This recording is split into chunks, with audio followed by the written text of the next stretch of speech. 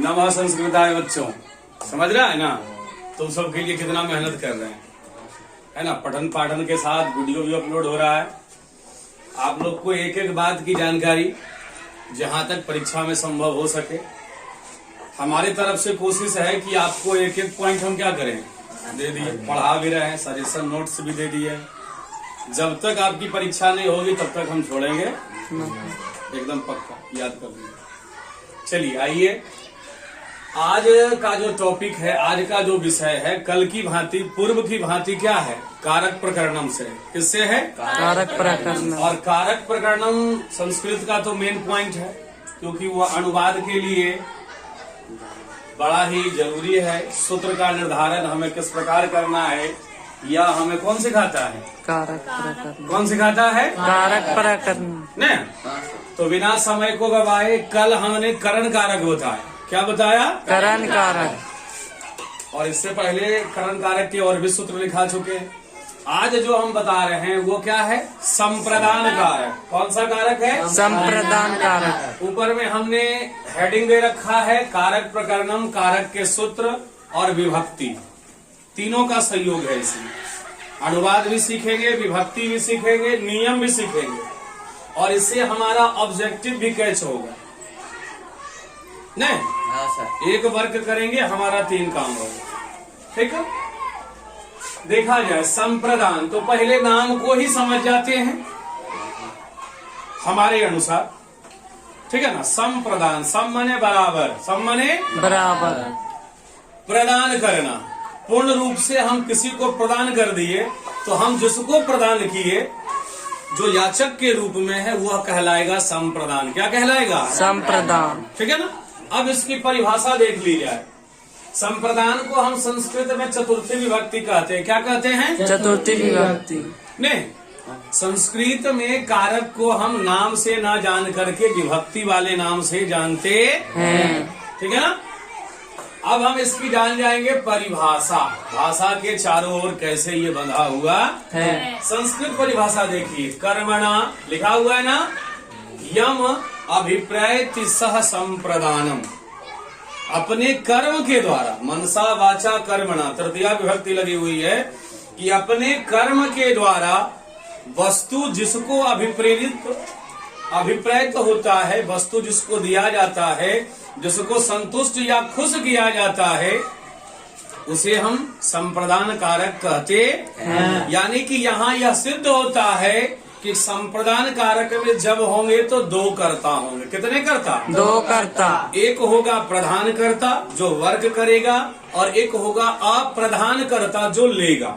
यानी कि एक याचक और एक दाता, एक दाता और एक याचक, एक देने वाले और एक लेने वाले। मन में कंफ्यूजन दूर करिए। कभी कभी ऐसा आएगा पिता पुत्र को, तो आप मन में कंफ्यूजन आ जाता है कि यहाँ दोनों तो नामे है, तो दोनों में कर्ता कारक ही लगाएंगे। नहीं, जो प्रधान करता है, क्रिया देखना कि कौन काम कर रहा है, प्रधान करता होगा तो वो कर्ता पर लगेगा, और जो अप्रधान करता होगा वो आपकी चतुर्थी विभक्ति है। ठीक है ना।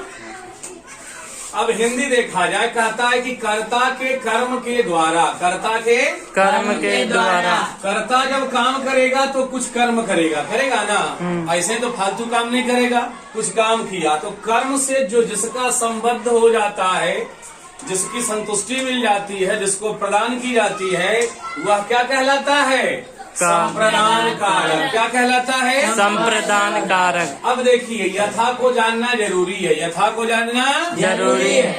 काहे कि बिना यथा के कथा नहीं होगी। जब तक नहीं जानोगे यथा, नहीं होगी पूरी कथा।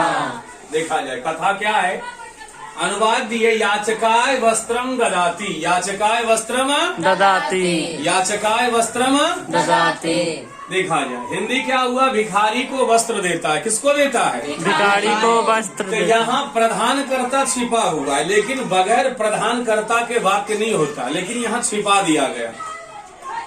वह देता है, तुम भी हो सकता है यहाँ, लेकिन दिया किसको जा रहा है भैया? भिखारी को। तो भिखारी क्या कर रहा है? वस्त्र ले रहा है, लेन देन का क्रियाकलाप कर रहा है। तो लेने वाले में हमेशा चतुर्थी विभक्ति का प्रयोग होता है देने वाले में नहीं होता है। इसलिए हमने भिखारी का मीनिंग याचक होता है, क्या लगा दिया? याचकाय। वस्त्रम हो गया ऑब्जेक्ट यानी कि कर्म, दा धातु क्रिया और दा धातु में लट लकार क्या हो गया? ददाती। परीक्षा में सवाल अगर आ गए दीनाय वस्त्रम ददाती, दीनाय वस्त्रम ददाती, इस वाक्य में कौन कारक है? कर्म कारक, कर्म कारक है ना, संप्रदान संप्रदान कारक है। और दीनाय में कौन सी विभक्ति? चतुर्थी विभक्ति। अब आइए एक सूत्र और है जो कह रहा है संप्रदाने चतुर्थी, यानी कि ये बता रहा है कि वाक्य में विभक्ति कुछ हो लेकिन वहाँ संप्रदान हो, संपूर्ण रूप से प्रदान हो, तो वहाँ केवल और केवल चतुर्थी का प्रयोग होगा। यहाँ भी दिए हैं गुरु छात्र के लिए पुस्तक लाते हैं, क्या लाते हैं? पुस्तक। किसके लिए ला रहे हैं? छात्र के लिए। तो यहाँ छात्र संप्रदान है कि गुरु संप्रदान है? छात्र। गुरु क्या है? दाता। गुरु क्या है? दाता। छात्र क्या है? याचक। छात्र क्या है? याचक। अब ये पढ़े याचकाय, पढ़े है ना? हाँ। चलिए, तो गुरु हो, छात्राय, है ना? क्या? गुरु हो, छात्राय, क्या दे रहे हैं? ला रहे हैं पुस्तक। ला रहे हैं, क्या ला रहे हैं? पुस्तक। ठीक है ना? अब देखा जाए सूत्र संबंधी निर्देश। बालक, सूत्र संबंधी निर्देश, कारक का जो चतुर्थी सूत्र होता है उसका जो इम्पोर्टेंट सूत्र है वो है नंबर 1 में रुच्यर्थानाम प्रियमानः। रुच्यर्थानाम प्रियमानः। रुच्यर्थानाम प्रियमानः। समझिएगा, इसमें तो बताया नहीं गया, चतुर्थी लिखा हुआ है। हर एक सूत्र में विभक्ति लगी हो ये संभव नहीं है। ये नांग विकार सूत्र लगल है, नहीं। सूत्र है लेकिन विभक्ति है नहीं है, लेकिन समझना है। रुच बोलिएगा, रुच अर्थानाम। अब इसको संधि तोड़ दीजिए, रुच प्लस अर्थानाम, रुच प्लस अर्थानाम प्रियमानः, क्या हो गया? प्रियमानः। यानी कि प्रिय क्या होना चाहिए? किस अर्थ में प्रिय होना चाहिए? रुच के अर्थ में। तो रुच है यहाँ पे क्या है? रुच एक प्रकार का धातु है, रुच एक प्रकार का धातु है जिसका हिंदी होता है अच्छा लगना, पसंद करना। अच्छा लगना और पसंद करना। तो अच्छा लगना और पसंद करने वाले जब क्रियापद आते हैं कौन कौन शब्द आएगा? रुच आ गया, रुचि आ गई, प्रीति आ गया, तृप्ति आ गई और प्रसन्नता आ गया। क्या आ गया? प्रसन्नता। जहाँ इन सब चीजों का मिलन हो जाए और जहाँ ये सारे क्रियापद का आगमन हो जाए, समझिएगा कि वहाँ संप्रदान कारक लगेगा। धातु कौन होना चाहिए? रुच धातु। रुच का मतलब पसंद करना, अच्छा लगना। अच्छा लगना। रुच का मतलब पसंद करना और अच्छा लगना। अब देखो क्या है कि ये सब जब क्रियापद प्रयोग होंगे ना, तो होने पर जिस वस्तु के प्रति हमारी भावना जुड़ जाए, जिस वस्तु के प्रति हमारी भावना कैसा? पसंद के रूप में, अच्छा लगने के ऊपर जिस वस्तु के प्रति हमारी भावना सूचित हो, तो पसंद की भावना व्यक्ति और कर्म को, व्यक्ति और कर्ता को दर्शाता है, व्यक्ति और कर्ता को दर्शाता। अब वस्तु के प्रति जिसका लगाव हो जाए उसमें लगेगा, ना कि वस्तु में लगेगा। ठीक है ना? जैसे मैं आम पसंद करता हूँ, मैं मीठा पसंद करता हूँ, या मैं लड़ाई झगड़ा पसंद करता हूँ, मैं लिखना पसंद करता हूँ, वह गाना पसंद करता है, वह खेलना पसंद करता है। तो जो क्रिया को पसंद करे, पसंद करने वाले में चतुर्थी विभक्ति और धातु क्या होगा? रुच धातु। चूंकि यहाँ क्रिया आत्मनेपदी होगी। काहे आत्मनेपदी होगी? क्योंकि यह स्वयं पर घटित हो रही है, किसी दूसरे पर घसित नहीं। यहाँ केवल और केवल अपनी इच्छा है, इसलिए यहाँ तीतः अंति का जगह नहीं है। जगह है तो केवल ते ते अंते का। किसका जगह है? ते अंते। अब हम कुछ देख लेंगे। सूचित की भावना किसमें व्यक्त होनी चाहिए? व्यक्ति और कर्ता, ना कि वस्तु में, ना कि वस्तु में। वस्तु के प्रति लगाव हो, लेकिन जिसका लगाव वस्तु के प्रति होगा उसमें चतुर्थी विभक्ति। जैसे देखा जाए, यहाँ हमने लिखा हरि को भक्ति अच्छी लगती है। किसको भक्ति अच्छी लगती है? हरि को। क्या अच्छा लगता है? भक्ति। हरि को तृप्ति कैसे मिली? भक्ति से। हरि को प्रीति कैसे मिली? भक्ति से। किसको मिली? हरि को।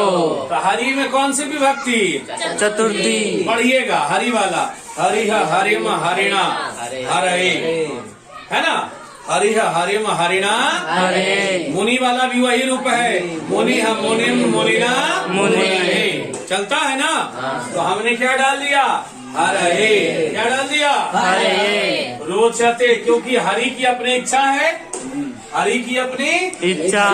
तो यहाँ तीन अलग करके क्रियापद क्या लग गया? आत्मनेपदी का लगा ना? हाँ। ऑब्जेक्ट को हमने बाद में रख दिया, कहीं को दिक्कत नहीं।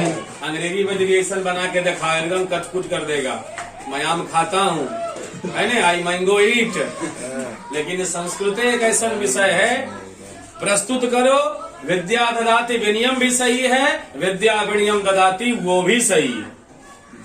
कट, नहीं। क्योंकि संस्कृत में अनुवाद का मतलब ही होता है, क्या बताए थे? अणु माने पीछे, वाद माने कथन, वाद माने कथन। यानी कि आपका कथन जैसे आपको ले जाए, अनुवाद बना दो, कभी गलत नहीं हो। देख लिया जाए। उदाहरण है हरे रोचते भक्ति, हमने क्रिया को बीच में ला दिया और भक्ति ऑब्जेक्ट को बाद में रखा, फिर भी हमारा अनुवाद गलत नहीं। कैसे? विद्या ददाति विनियम भी सही है और विद्या विनियम ददाति दोनों सही है, दोनों एक ही चीज कह रहा है। तो जब इतना सहूलियत दे रहा है, फिर भी पढ़ने में हम क्या करते हैं? कतराते हैं। इसको कहते हैं कि दो तो ब्राह्मण वाला भाषा हो, ब्राह्मण विशेष वाला, पंडित वाला भाषा हो, जान के की करमी। लेकिन संस्कृत में संस्कृति का वास है। चलिए दूसरा देखिए, हिंदी देखिएगा। यह किताब मुझे पसंद नहीं है, यह किताब मुझे अच्छी नहीं लगती है। किसको अच्छा नहीं लग रहा है? मुझे। क्या अच्छा नहीं लग रहा है? किताब। तो यह किताब कर्म के रूप में आया ना? हाँ। और अच्छा लगना रुच धातु आया। हाँ। यहाँ भी आत्मनेपदी होगा, प्रश्नपदी का इसमें कोई स्थान नहीं होगा। बार बार बता रहे हैं कि पूरे लकार को दो भाग में बांटा गया, आत्मनेपदी और परस्मैपदी। अब देखिए, किताब हो गया नपुंसक लिंग, हिंदी में भले स्त्रीलिंग होगा, संस्कृत में है नपुंसक लिंग। नपुंसक लिंग की पहचान संस्कृत में जिसमें गति गमन नहीं हो, गति गमन नहीं हो, वो नपुंसक लिंग है। तो नपुंसक लिंग में प्रथमा और द्वितीया का सेम चलता है गुरुदेव। फलम फले फलानी, फलम फले फलानी, पुस्तकम पुस्तके पुस्तकानी, पुस्तकम पुस्तके पुस्तकानी। प्रथमा द्वितीया सेम है, तृतीया से बालक पर ही रूप चलता है, ठीक है ना। तो यह पुस्तक है, तो नपुंसक लिंग में यह के लिए इदम होता, यह के लिए इदम, पुल्लिंग के लिए आयम होगा, पुल्लिंग के लिए आयम, और स्त्रीलिंग के लिए इदम इयम होगा। क्या होगा? इयम। तो पुस्तक यहाँ नपुंसक लिंग है, हाँ। उसके लिए क्या प्रयुक्त हुआ? इदम। अब पुस्तक का क्या होगा? पुस्तकम। और देखिए, अहम का मुझे क्या होगा? तो चतुर्थी होगा, तो अहम माम माया मया। एकदम उंगली के इशारे पे गिन लेना है। त्वम त्वाम त्वया तुभ्यम अहम माम माया मह्यम मत मम। मय्ये। चलिए, क्योंकि दोनों लगले हैं। अब आ गया यहाँ इदम पुस्तकम, किसको अच्छा नहीं लग रहा है? मुझे। तो मह्यम नहीं लग रहा है, तो नहीं का क्या हो गया? न। और अच्छा लगना का रोच। उच्च धातु प्लस आत्मनेपदी का लट लकार, आत्मनेपदी का लट लकार। अब देखिए यहाँ आ गया, तुझे मिठाई पसंद है, तुझे मिठाई पसंद है पसंद मंगवाइए की है। सारी तुझे मिठाई पसंद है, तो तुझे का क्या होगा? त्वम त्वाम त्वया तुभ्यम। तो हमने लिखा ना यहाँ तुभ्यम। जब भगवान को अर्पित करते हैं तो क्या कहते हैं? देखा जाए, वहाँ भी चतुर्थी विभक्ति है। क्या कहते हैं? त्वदीयम वस्तु गोविंद, त्वदीयम वस्तु गोविंद। हे भगवान, तोरे दिल समान है, आपने जो हमको धन दिया है, त्वदीयम वस्तु गोविंद, आप ही दिए। तुभ्यमेव समर्पित, तुभ्य आया ना गुरुदेव, आप ही को समर्पित है। नहीं क्या है? त्वदीयम वस्तु गोविंद तुभ्यमेव समर्पित। गृहाण सम्मुखो भूत्वा प्रसीद परमेश्वर। हे भगवान आइए सम्मुख और ग्रहण करिए। तो वहां भी तो चतुर्थी है ना, समझ गए ना। तो तुभ्यम आ गया, तुझे क्या पसंद है भैया? मिठाई। मंगवाना पड़ेगा ना। तो तुभ्यम मिष्टानम रोचते, तुभ्यम मिष्टानम रोचते। भूलना न, जो भूलेगा वो झूलेगा। हाँ, भूलोगे तो पछताने से फायदा फिर जिलो बच्चे सन्नाटा एकदम आ जाएगा। अब देखिए हमने यहाँ क्या लिखा, उसे आम पसंद है। क्या पसंद है? आम। किसको पसंद है? उसे। सह वाला क्रिया है, क्रिया मतलब सह वाला सब्जेक्ट है, तद पर रूप चलता है, सह का मूल शब्द तद। तो क्या होगा? सह तम तेन तस्मय। पंचमी क्या होता है? तस्मात, यानी अस्मात होने अकस्मात नहीं। चलिए, तस्मय आमरम रोचते। रुच धातु आत्मनेपदी का क्रिया। एक और देख लीजिए, ब्राह्मण को मीठा पसंद है। ब्राह्मण को मीठा पसंद है। एकदम खूब दही चूड़ा जमा पंडित जी को आशीर्वाद देंगे भर भर कटोरा। ब्राह्मण को मीठा पसंद है। किसको पसंद है बच्चा? ब्राह्मण को। ब्राह्मण में क्या मेरी भक्ति? चतुर्थी। क्या पसंद है? मीठा। पसंद में कौन धातु? रोच। कौन पदी? आत्मनेपदी। आत्मनेपदी। भूलिए मत, इतना मेहनत से बता रहे हैं, भूलोगे तो सब मेरा किया दिया बेकार हो जाएगा। चलिए अब देखिए हमने क्या लिखा? ब्राह्मण। ब्राह्मण नाय। मीठा का मिष्टान। मधु। मने मिठाई, मधुरम मने मीठा, मधुरम मने मीठा। रुच धातु रोचते। रुच धातु रोचते। कहीं दिक्कत है? न। कोई दिक्कत? समझ गए? देख लीजिए, उतार लीजिए, सुन लीजिए, समझ लीजिए। अगर कोई सवाल है तो फिर बोलिए, अभी तुरंत हम फिर प्रस्तुत कर देते हैं। कोई दिक्कत नहीं ना? नहीं। अब हम आगे की ओर बढ़ते हैं। ठीक है, धन्यवाद।